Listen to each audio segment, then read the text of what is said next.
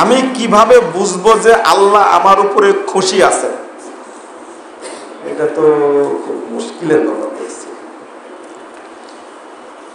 যখন আপনি ইবাদত করে প্রশান্তি পাবেন, কি করে ইবাদত করে প্রশান্তি পাবে, ইবাদতের প্রতি আগ্রহ বেশি থাকবে, তখন বুঝবেন হয়তো আল্লাহ আমার প্রতি সন্তুষ্ট আছেন বলেই আমি ইবাদতগুলো করতে পারি।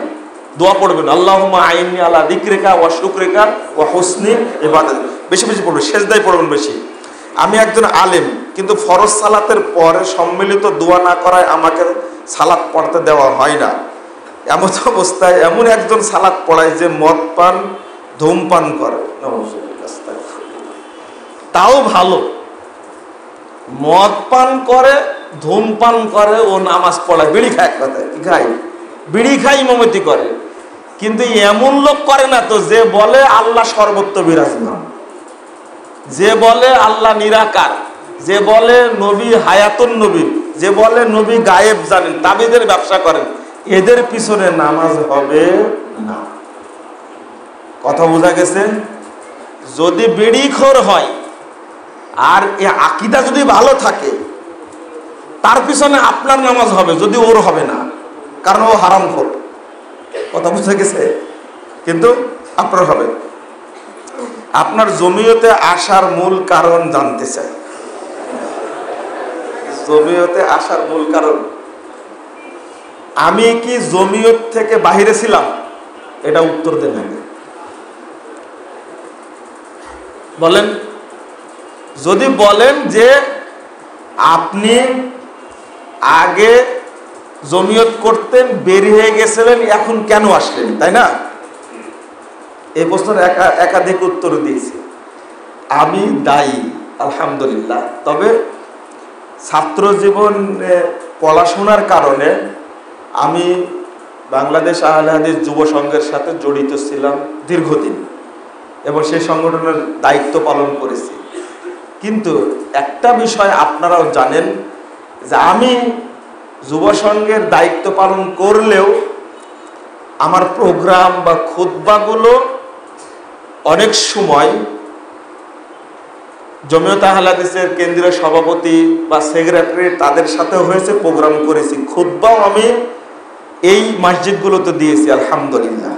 কারণ আমি একজন দায়ী, আগেও ছিলাম, এখনো আছি, ভবিষ্যতে দায়ী থাকবো ইনশাআল্লাহ। কথা বোঝা গেছে?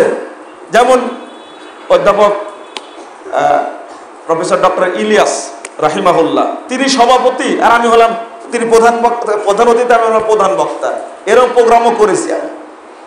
অধ্যাপক মুবারক আলী রাহিমাহুল্লাহ, তিনি ঠিক প্রোগ্রামের সভাপতি, আমি প্রোগ্রামের প্রধান বক্তা, এবং পরিচয়ও দিয়েছি।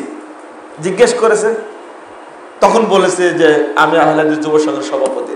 পিঠে হাত দিয়ে দোয়া করেছে, বাবা তোমার আলোচনাটা শুনে মুগ্ধ হলাম। এবং মুবারক আলী স্যার যখন মারা যান, তার মাত্র 1 সপ্তাহ আগে মেডিকেলে তার সাথে সাক্ষাৎ করে আসছি। তিনি যখন স্টক করেন তখনও দেখা করে আসছি। আমার মাঝে এই আসাবিয়াতটা আগেও ছিল না, এখনো নাই, ভবিষ্যতে থাকবে না ইনশাআল্লাহ, যদি আহলে হাদিস বা সালাফি আকীদার হয়। আর একটা বিষয়, জমিয়তে আহলে হাদিসের সভাপতি যিনি, সাবেক সভাপতি, এখনো বেঁচে আছেন, যিনি প্রফেসর ডক্টর আব্দুল বারী রাহিমাহুল্লাহর পরে সভাপতি হয়েছিলেন, আমার শ্রদ্ধাভাজন উস্তাদ প্রফেসর শামসুল আলম স্যার, তিনি এখনো বেঁচে আছেন, আল্লাহ তাকে হেফাজত করুক। তিনি আমাকে খুব স্নেহ করতেন। তো আমি এই বিষয়ে আর বেশি বলতে চাচ্ছি না। আমরা তামিমাকে শিরিক বলি, মানুষ আমাদেরকে বলে কোরআন দ্বারা তামিমা জায়েজ না। তামিমা মানে কি? তাবিজ, মানে আল্লাহ কা তামিমা ফাকাত আশরাকা, কোনো কিছু দ্বারা তাবিজ দেওয়া যাবে না।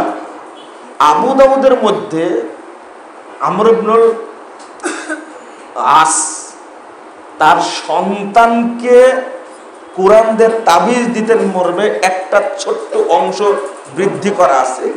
দেখবেন মুহাদ্দিসগণ টিকা করতে গিয়ে এই অংশটাকে বাড়তি অংশ বা মুনকার বা জয়ীব বলেছেন। এই হাদিস দিয়ে দলিল দেওয়া যাবে না। জাযাকুমুল্লাহ খায়রান ওয়া বারাকাল্লাহু ফিকুম। আপনারা অনেক সময় দিলেন, খুব ভালো লাগলো, আলহামদুলিল্লাহ।